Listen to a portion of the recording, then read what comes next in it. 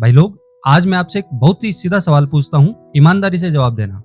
क्या आपने कभी सोचा है कि जो दुनिया के टॉप 1% लोग हैं, जैसे एलोन मस्क जो मंगल ग्रह पर बस्ती बसाने की सोच रहे हैं, या वो एथलीट्स जो पहाड़ों से बिना डरे छलांग लगा देते हैं, और एक तरफ है हम जिनसे सर्दियों की सुबह रजाई से बाहर निकलने में ही जान निकल जाती है। आखिर ऐसा क्या अलग खाते हैं ये लोग? क्या इनके पास दिन में 25 घंटे होते हैं, या इनकी मम्मी इनको बचपन में च्यवनप्राश के साथ कोई न्यूक्लियर एनर्जी खिलाती थी? नहीं ना दोस्तों, सच बताऊं तो इम्पॉसिबल नाम का शब्द सिर्फ बॉलीवुड फिल्मों के डायलॉग और उन लोगों की डिक्शनरी में अच्छा लगता है जो कोशिश करने से पहले ही हार मान लेते हैं। आज इस चैनल पे मैं आपको एक ऐसी किताब का निचोड़ देने वाला हूं जिसने दुनिया भर के वैज्ञानिकों और टॉप परफॉर्मर्स की नींद उड़ा रखी है। इस किताब का नाम है द आर्ट ऑफ इम्पॉसिबल, जिसे लिखा है स्टीवन कोटलर ने। भाई, इस बंदे ने अपनी जिंदगी के कई साल दुनिया के सबसे खतरनाक एथलीट्स, सफल सीईओज और वैज्ञानिकों पर रिसर्च करने में लगा दिए। और जानते हैं उसने क्या खोजा? उसने एक ऐसी जादुई रेसिपी निकाली है जिसे पढ़कर आपको लगेगा भाई अब तो मैं सीधा अपने पड़ोसियों की छत पर ही हेलीकॉप्टर उतार दूंगा। स्टीवन कोटलर कहते हैं कि असंभव को हासिल करना कोई आसमान से उतरा हुआ जादू नहीं है, बल्कि यह आपके दिमाग, आपकी बायोलॉजी और साइंस का एक बहुत ही सिंपल सा खेल है। और आज हम इस पूरे खेल को एकदम अपनी देसी भाषा में डिकोड करेंगे। कोटलर ने इसके 4 मुख्य पिलर बताए हैं। पहला है मोटिवेशन, दूसरा है लर्निंग, तीसरा है क्रिएटिविटी और चौथा है फ्लो। तो चलो जल्दी से अपने दिमाग की सीट बेल्ट बांध लो, दरवाजे लॉक कर लो, क्योंकि अगले कुछ मिनटों में हम आपके दिमाग के इंजन की पूरी सर्विसिंग करने वाले हैं। सबसे पहले बात करते हैं मोटिवेशन की। अंदर की आग कैसे जलाएं। चलिए सबसे पहले पिलर पर आते हैं, मोटिवेशन यानी प्रेरणा। अब भाई, अपने यहाँ इंडिया में मोटिवेशन का मतलब क्या माना जाता है? सुबह 5 बजे अलार्म लगाकर उठो, गर्म पानी पियो और यूट्यूब पर कोई मोटिवेशनल वीडियो देखकर जोर से चिल्ला दो, आसान है और मैं सब कुछ कर सकता हूँ। लेकिन होता क्या है, शाम आते आते वही जोश ठंडा पड़ जाता है और हम वापस बिस्तर पर लेटकर इंस्टाग्राम रील स्क्रॉल करने में लग जाते हैं। कोटलर भैया कहते हैं इस तरह की बाहरी मोटिवेशन किसी काम की नहीं है। यह उस माचिस की तिल्ली की तरह है जो 1 सेकंड जलती है और फिर बुझ जाती है। हमें चाहिए अंदरूनी मोटिवेशन, एक ऐसी आग जो बिना किसी वीडियो के अंदर से धधकती रहे। और ये आग बनती है 5 चीजों को मिलाकर। सबसे पहले एक क्यूरोसिटी। भाई, जैसी जिज्ञासा हमारी गली की आंटियों की होती है ना कि शर्मा जी का लड़का रात को 12 बजे किससे चैट कर रहा था, बस बिल्कुल वैसी भयानक वाली जिज्ञासा आपको अपने फील्ड के लिए पैदा करनी है। कोटलर का फॉर्मूला है, एक कागज लो और उसमें 25 ऐसी चीजें लिखो जिसके बारे में जानने की आपको सच में खुजली मची हो। सेकंड है पैशन। अब मान लो आपने 25 चीजें लिख ली। जब आप उन चीजों के बीच एक कॉमन कनेक्शन ढूंढते हो तो वो बन जाता है आपका जुनून। जैसे अगर आपको लोगों से बात करने का शौक हो और चीजें बेचने का शौक हो तो दोनों को मिलाओ और एक टॉप क्लास सेल्समैन बन जाओ।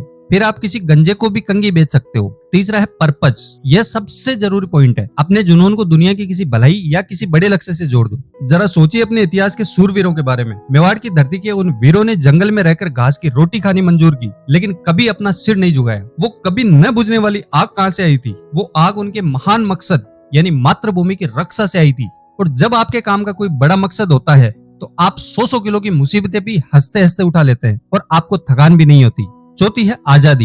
इसका मतलब है अपने जिंदगी का स्टीयरिंग व्हील को अपने हाथ में रखना। जब कोई आपका बॉस या कोई रिश्तेदार आपकी जिंदगी की गाड़ी ड्राइव करता है तो गाड़ी हमेशा गड्ढे में ही जाती है। आपको तय करना होगा कि आपको अपना काम कब और कैसे करना है। पांचवा है मास्टरी। अपने काम के इतने पक्के खिलाड़ी बन जाओ कि जब आप काम करना शुरू करो तो लोग बस मुंह खोलकर देखते रह जाएं। कोटलर का देसी रूल है, आपको रातों रात मास्टर नहीं बनना है। रोज अपने जुनून के लिए 15 से 20 मिनट दो। जैसे रोज सुबह नुक्कड़ पर चाय पीने जाते हो, वैसे ही रोज थोड़ा थोड़ा समय अपने लक्ष्य को दो। कंपाउंड इंटरेस्ट की तरह यह मेहनत एक दिन एटम बम बनकर फटेगी। अब चलते स्टेप नंबर 2 पे, लर्निंग। अच्छा, अब पहले स्टेप से मोटिवेशन तो आ गई, अंदर आग तो लग गई, पर जरा सोचो बिना सही रास्ते के ये आग क्या करेगी? ये सिर्फ आपके पड़ोसियों के घर जलाएगी और कुछ नहीं।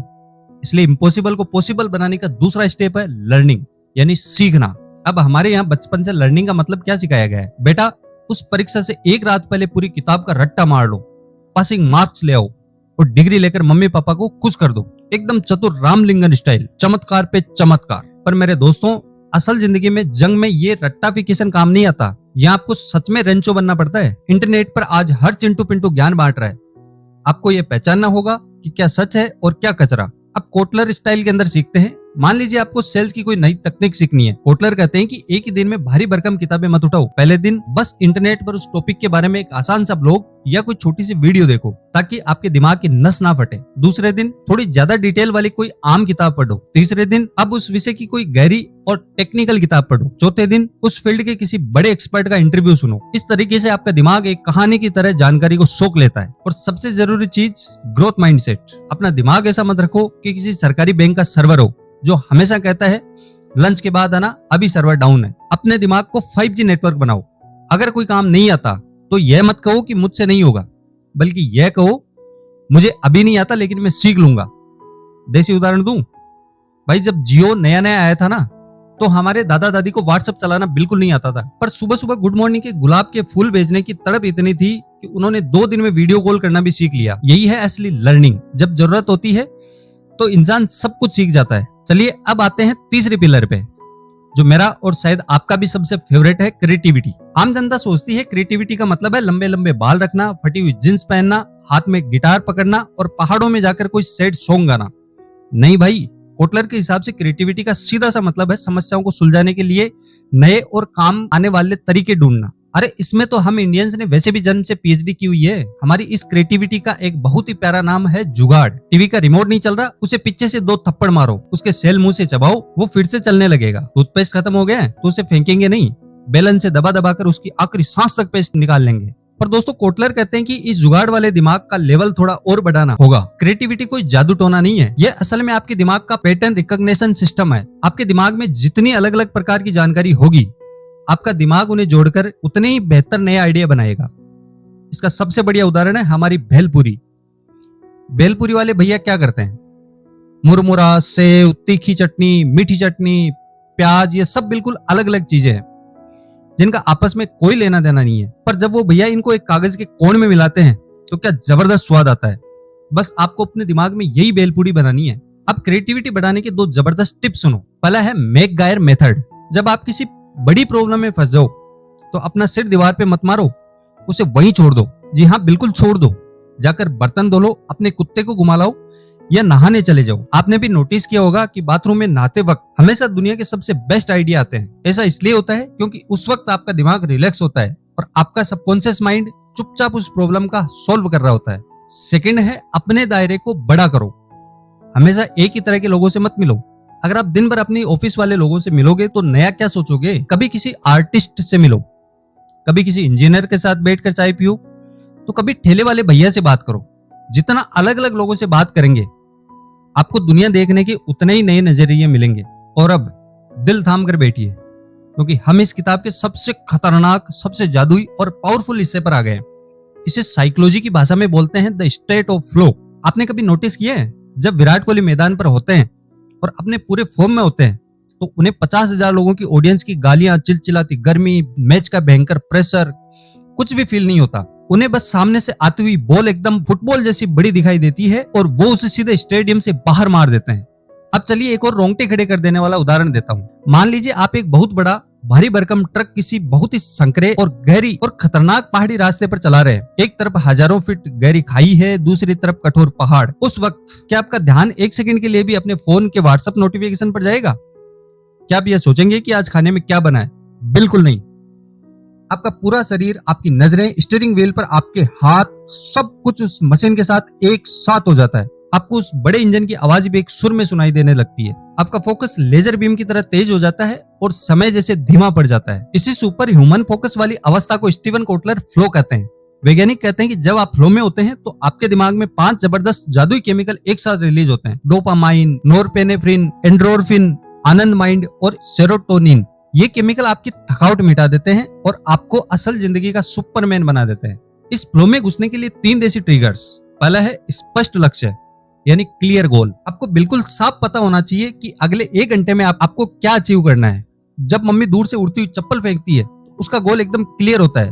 चप्पल सीधे आपके मुंह पर लगनी चाहिए। उसका फोकस और फ्लो स्टेट 100% होता है। सेकंड है तुरंत फीडबैक। आप जो भी काम कर रहे हैं उसका रिजल्ट आपको तुरंत पता चलना चाहिए ताकि आप अपनी गलतियों को उसी वक्त सुधार सकें। थर्ड है द स्वीट स्पॉट्स। ये फ्लो में जाने का सबसे बड़ा सीक्रेट है। अगर आपका काम आपकी काबिलियत से बहुत आसान होगा तो आप बोर हो जाओगे, और अगर काम आपकी काबिलियत से बहुत ज्यादा मुश्किल होगा तो आपको एंजाइटी होने लगेगी। इसलिए आपका काम आपकी स्किल से बस थोड़ा सा ऊपर होना चाहिए, एकदम परफेक्ट बैलेंस। तभी आप उस जोन में एंट्री मारोगे। भाई लोग, अगर आपने अपने काम में, अपनी पढ़ाई में या अपने बिजनेस में इस फ्लो स्टेट में आना सीख लिया ना, तो मेरी बात लिख कर ले लो। जो काम करने में आम लोगों को 10 घंटे लगता है वो काम आप महज 2 घंटे में निपटा लोगे और आपको जरा सी थकान भी नहीं होगी। याद रखिए, इम्पॉसिबल कुछ भी नहीं है, यह सिर्फ एक भ्रम है। सबसे पहले अपनी क्यूरियोसिटी ढूंढो, फिर उसे एक महान पर्पज में बदलकर अपने अंदर की आग को जलाओ। फिर सही तरीके से लर्न करने की आदत डालो, अपना देसी जुगाड़ और क्रिएटिविटी लगाओ और अंत में अपने काम को इतनी गहराई से करो कि आप फ्लो स्टेट में चले जाओ। फिर देखना ये दुनिया कैसे आपके कदमों में झुकती है। मेरा आपसे एक बहुत ही सीरियस सवाल है, आपका वो कौन सा इम्पॉसिबल लगने वाला काम या सपना जिसे आप इस साल में हर हाल में पॉसिबल बनाने वाले हो, नीचे कमेंट में लिखकर मुझे जरूर बताएं। और हाँ, कंजूसी मत करना, मुझे सब पता चल जाता है। अगर इस वीडियो ने सच में आपके दिमाग के जाले साफ किए और आपके अंदर एक नई ऊर्जा भर दी है तो इस वीडियो पर एक लाइक तो बनता है। इसे अपने उन दोस्तों के साथ शेयर करो जो हमेशा रोते रहते हैं और बोलते हैं भाई मुझसे नहीं हो पाएगा। और हाँ, आपके इस चैनल के ऐसे ही दिमाग की बत्ती जलाने वाले और पावरफुल वीडियो के लिए चैनल को सब्सक्राइब करना बिल्कुल मत भूलना। मिलते हैं बहुत जल्द अगली वीडियो में एक और शानदार किताब के साथ। तब तक के लिए अपनी जिंदगी में मचाते रहो और अपने इम्पॉसिबल को पॉसिबल बनाते रहो।